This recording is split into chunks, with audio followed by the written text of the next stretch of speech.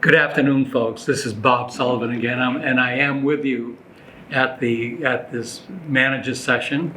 And I had an opportunity to introduce each of the members of the board of directors for American Assets, and I could have done that certainly by way of just handing out the vitas, the bios of each one, and you could read them. But I think it's more important to get a sense of each of the individuals on the board for American Assets.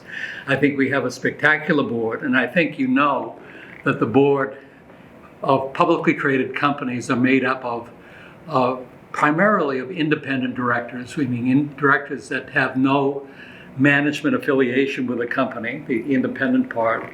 And very often also there can be a board member, and especially a chairman, who is not independent. That's very typical. But I thought it would be worthwhile for you to get a sense of the folks that really represent the shareholders of American Assets and their interests, and really work with the management team and have been thrilled with the company ever since its founding. So today, I am an independent director.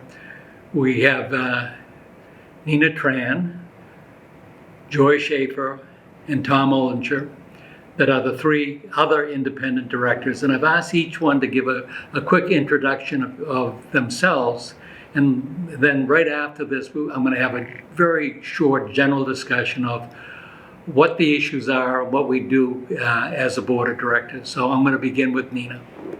Hi everyone, my name is Nina Tran. I joined the AAT board last year, about June of 2021, and it's been a great experience for me. I currently am the CFO at a company called Picasso, which is a tech-enabled marketplace for second home co-ownership. And prior to that, I spent close to 30 years in the finance and real estate industry in different sectors, multifamily, single-family rental, industrial, all sorts of different real estate sectors. And I also currently sit on another public board based in Denver, another REIT, and I sit on a nonprofit organizations board as well. So I'm very happy to be part of AAT's board. Hello, I'm Joy Schaefer. I've been on the board now for 3 years.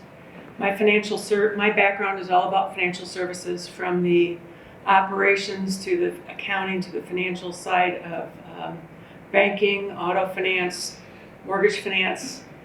Most recently, I did 10 years with a private equity firm in New York, where I was operating partner for 2 real estate companies, one of which has since IPO'd, and the other was an environmental services, both real estate companies.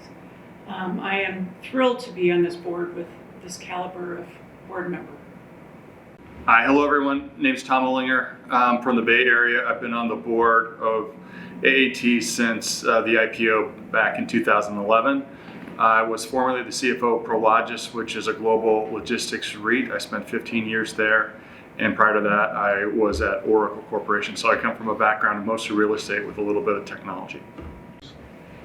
So what I'd like to put out as a question to the independent directors: things are changing. The environment is becoming a very structured environment. And for those of you who have any background in public companies, you'll know that going back really about 35 years, things began to change with the creation of organizations and watchdog groups looking at the performance of boards, of public boards, to make sure that they were following rules and regulations, especially financials. And there was a group created called because the acronym ISS, Institutional Shareholder Services, that started out, I think, in 1985 or so, but it's been around quite some time. But its purpose was, again, providing assurance to shareholders that rules and regulations and the data, the financials were all in line with the way they should be. But over time, rules and regulations have continued to pile up and it becomes much more difficult. Part of the role of the board is also looking at these rules and regulations and outside auditors to make sure that we make sure on behalf of our shareholders that we are performing the way we should perform. So one of the areas, and I'll pose this as a question to the other directors, deals with the areas of the environment. And there is an initiative that goes also by the acronym ESG. I think it is environmental, social, and governance, right? And this was on the radar a few years ago. It's more than on the radar right now. And we put time into it, and the company puts time into it. And I think for all of the managers and people that are really in the front lines, this will be an important initiative. And I will leave it open to the other members, other independent directors in terms of what this really means. But it's going to be something you'll be hearing a lot about also. So I don't know if you have any comments, Tom. Well, I guess I would start, and one, I think ESG, environmental, social governance, is all of our responsibilities. So whether as a member of the board, a member of management, running our operations, running our real estate like you all do, I think it's all of our responsibility, and we're going to be asked, all of us are going to be asked to do things around this. I think it's going to be challenging as we navigate, the new rules and regulations. But I do think it presents a huge opportunity for us, because I think one of the key advantages of this company is well, number one, it's people, it's creativity. It's been around a long time, led by Ernest. We've seen a lot of different environments, but I think our size gives us a unique advantage to be nimble, putting the customer first, putting our tenants first, and finding a way that, while this is a regulatory requirement that's going to come upon us, I think we can turn this into a real competitive advantage for us. I really think I do, just because how we approach it. We want to be able to support AAT as the company focuses and moves forward on all of the initiatives around ESG.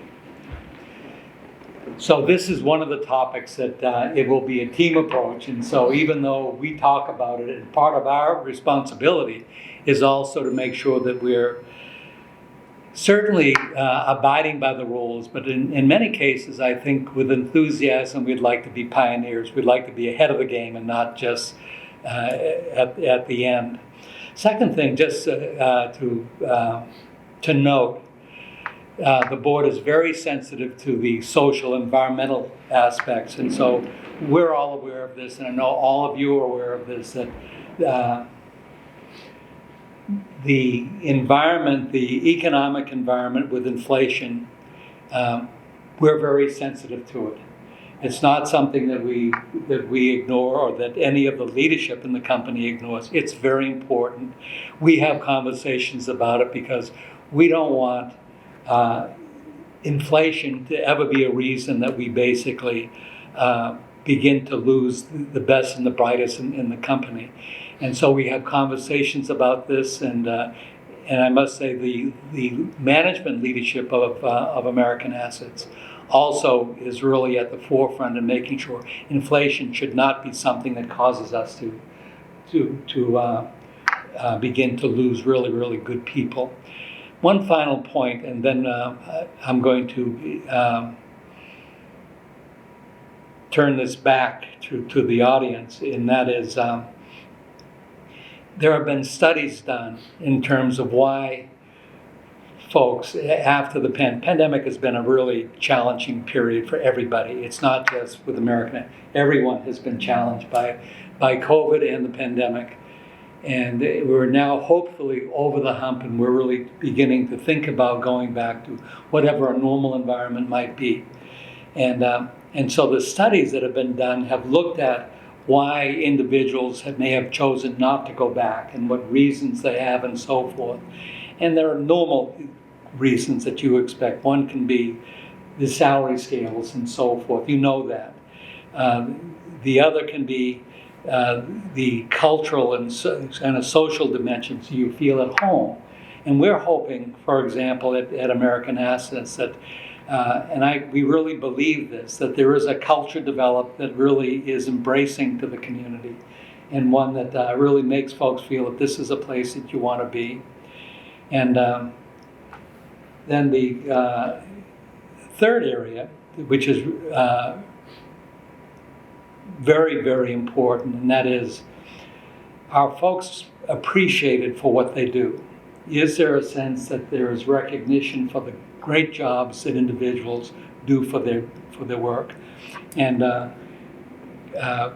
we believe, and what we hear from senior management is that they consistently and constantly give credit to the workforce at American Assets for how the company meets its expectations and its goals and its performance. So I think a message, from all of us, certainly the independent directors, is that we hear that you are a key element in the success of this company, and we applaud you for all that you do for American Assets.